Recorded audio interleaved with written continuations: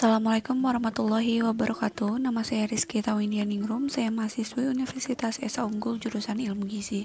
Dan pada kesempatan kali ini saya akan membahas UTS analisis regresi menggunakan SPSS. Mari kita ke videonya.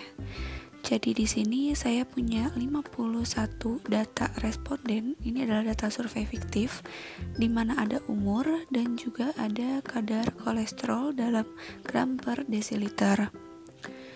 Langkah pertamanya itu adalah kita mengcopy di kolom umur dan kolesterol, kita paste ke Microsoft Excel. Kita copy ke 51 datanya tersebut ke Microsoft Excel.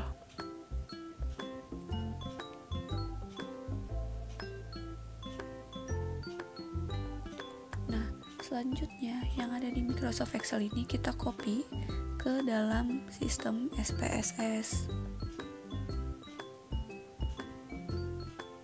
Jadi ini adalah sistem SPSS. Kita klik New Dataset, kemudian kita klik Open. Nanti akan muncul seperti ini. Nah, di kolom yang pertama itu kita paste datanya, nanti semuanya akan muncul. Lalu kita ke variabel View, kemudian di kolom yang pertama itu diganti menjadi umur, desimalnya diganti menjadi 0, labelnya diganti menjadi umur dalam kurung tahun, dan di measure-nya kita ganti menjadi scale. Begitu juga di kolom kedua diganti menjadi col atau kolesterol, desimalnya kita ganti menjadi 0. Lalu untuk labelnya kita ganti menjadi col dalam kurung gram per desiliter atau kolesterol dalam kurung gram per desiliter. Kemudian di measure-nya diganti menjadi scale. Setelah itu kita klik analyze, kemudian regression dan linear. Akan muncul seperti ini. Lalu untuk independen itu kita masukkan umur, dan untuk dependen itu dimasukkan kolesterol. Lalu klik OK. Nanti akan muncul data seperti ini lewat tabel-tabel. Kemudian tabelnya ini kita copy ke dalam Microsoft Word kita yang berisi soal-soal tadi.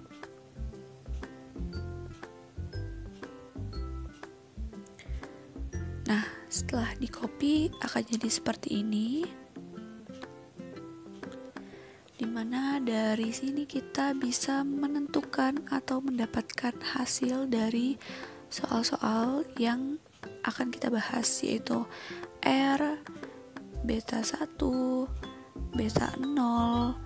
Kemudian kita juga bisa melakukan uji T, baik itu terhadap beta 1 maupun terhadap R. Lalu kita juga bisa menuliskan persamaan regresi, menuliskan R-square-nya, menentukan kualitas persamaan regresinya, dan juga menginterpretasikannya dalam sebuah pernyataan. Dari tabel ini bisa dilihat bahwa R-nya itu adalah 0,156 dan R-square-nya itu 0,024. Nah, kemudian di sini yang A itu R-nya 0,156, beta 1-nya itu adalah 0,460, beta 0-nya itu adalah 202,115. Kemudian kita melakukan uji T terhadap beta 1, di mana kita masukkan ke dalam rumus T hitung. Hasilnya adalah 1,10.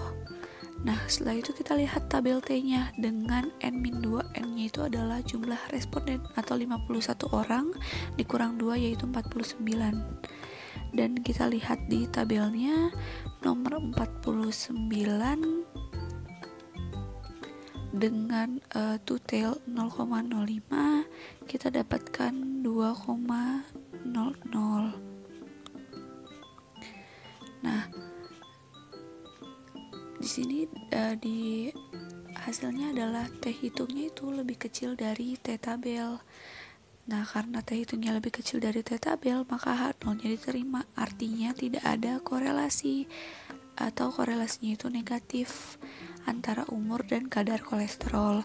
Kemudian untuk uji T terhadap R, itu kita masukkan ke dalam rumus dan dapat hasilnya itu 1,14, dan 1,14 itu lebih kecil daripada T tabel, sehingga sama seperti di atas, H0-nya diterima, artinya korelasinya itu negatif dan tidak bermakna. Lalu itu adalah scatter dot-nya. Kemudian untuk persamaan regresinya itu adalah kolesterol sama dengan 202,115 ditambah 0,46 kali umur. Nah, untuk R square itu dapatnya 0,024 atau 2,4%. Maksudnya adalah kadar kolesterolnya itu berpengaruh 2,4%. Nah, untuk kualitas persamaan regresi dari yang tadi kita dapatkan bahwa kalau usianya itu 0, dia itu 202,115. Nah, kenaikan tiap 1 tahunnya itu kadar kolesterolnya 0,46. Untuk interpretasinya, di sini mengambil contoh usia 30 tahun, bahwa ketika dimasukkan X-nya itu 30, maka dapat hasilnya itu 215,9. Dan begitu seterusnya jika dimasukkan umur. Terima kasih atas perhatiannya. Wassalamualaikum warahmatullahi wabarakatuh.